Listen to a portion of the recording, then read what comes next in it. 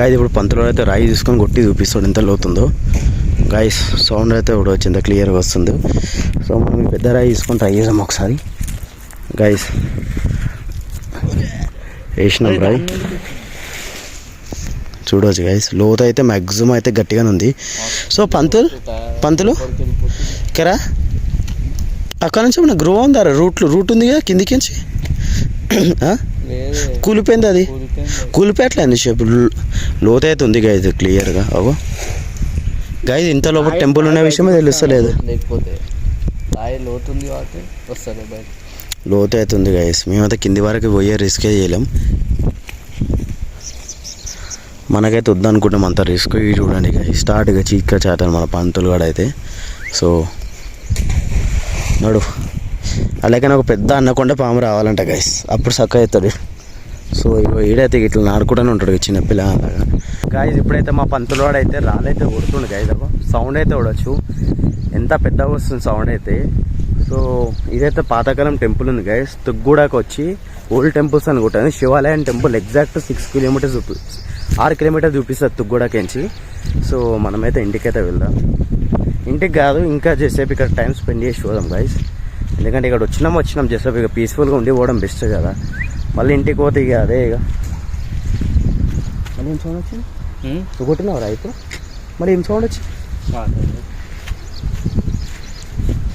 అరే ఆ పెద్దరా ఇప్పుడు పడ్డా అనుకుంటానే కదా. కాదేమో దుంకిందిరా, ఏమో దుంకినంత సౌండ్ అయితే వచ్చింది గాయస్, క్లియర్ అయితే చూడవచ్చు. నిజంగా ఏమో సౌండ్ వచ్చింది కదా నువ్వు. అదే పాములు మొత్తం డేంజరే ఉంది గాయస్ ఇక్కడైతే. సో మనమైతే మన బండి దగ్గరికి అయితే వెళ్దాం. సో చూడవచ్చు అదైతే మొత్తం గడ్డే పెరిగిపోయింది దానిపైన క్లియర్గా. సో ఎక్స్ప్లెనేషన్ అయితే గుడిది మొత్తం అయిపోయింది గాయస్.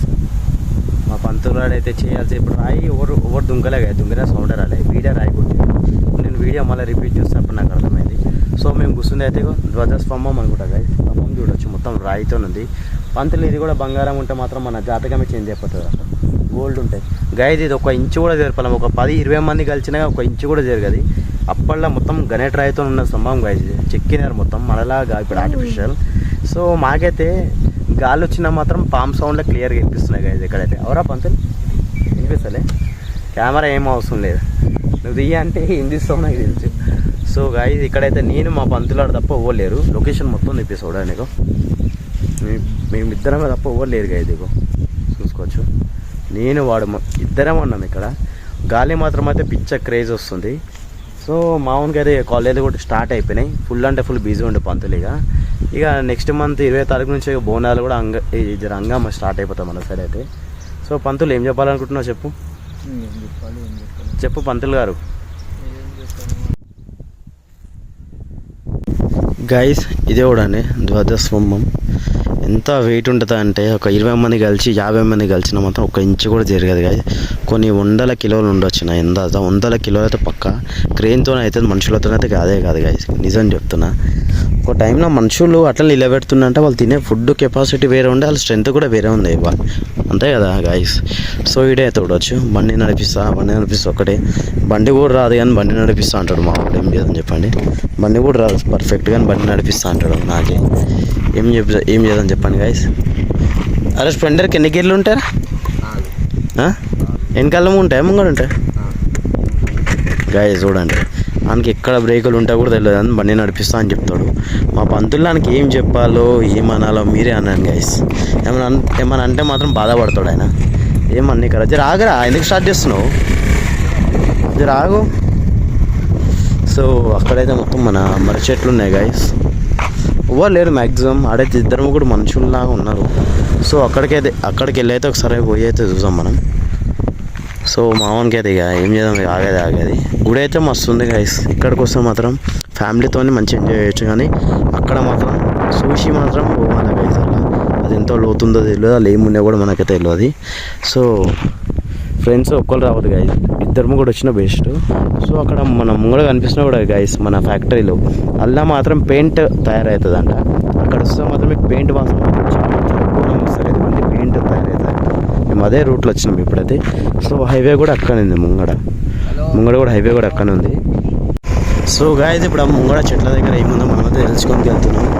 డ్రైవింగ్ ఇచ్చినా మాత్రం పంతులానికి ఇచ్చిన గాయస్. సో ఆడైతే చెయ్యేసి నడవరా పైన ఓకొని చెయ్యేసి నడపండి గాయస్. దీనికి ఏం మనిషి ఏమో గాయస్ అర్థమే కాదు. సో ఇక్కడైతే హైవే అయితే ఉంది కదా, మెల్లగా రోడ్లకి చెట్లగా నడిపేయకు. ఏం చెట్టు అయితే గాయస్ ఇక్కడైతే ఏమీ లేవు గాయస్ ఇక్కడైతే. సో ఏం లేవు ఇక్కడైతే, బండి మలుపురా ఏం లేవుగా పంతులు.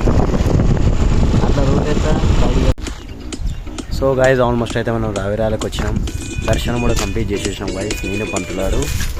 సో ఆ చెట్టుకైతే తీసుకొచ్చినాం గాయస్. లాస్ట్ టైం అక్కడనే పళ్ళు తెంపినాం మేమైతే. సో ఈసారి అయితే పంతులాడు చూద్దామంటే వచ్చినాం. చెట్టుకి మాత్రం ఒక్క పండు కూడా లేదు గాయస్, అందరూ తెంపేసేస్తున్నారు అనుకుంటా. సో పంతులాడు అయితే ఫుల్ అంటే ఫుల్ మూడ్ ఆఫ్ అయింది గాయస్. సో అదే చెట్టు లాస్ట్ టైం నేను మా రాజశేఖర్ తెంపినాం అక్కడ మాత్రం. సో మూడ్ ఆఫ్ అయిపోయి పాటలు అయితే వింటుండు వాడు. సో గాయస్ మనమైతే ఇంటికి వెళ్దామా. వెదర్ అయితే సూపర్ అంటే సూపర్ ఉంది కదా. ఇది వెంచర్లా, ఇదైతే ఫ్లాట్లు వేసి అమ్మేసినారు వెంచరే. సో చూడొచ్చు క్లియర్గా. సో నడవండి గాయస్ మనమైతే వెళ్దాం.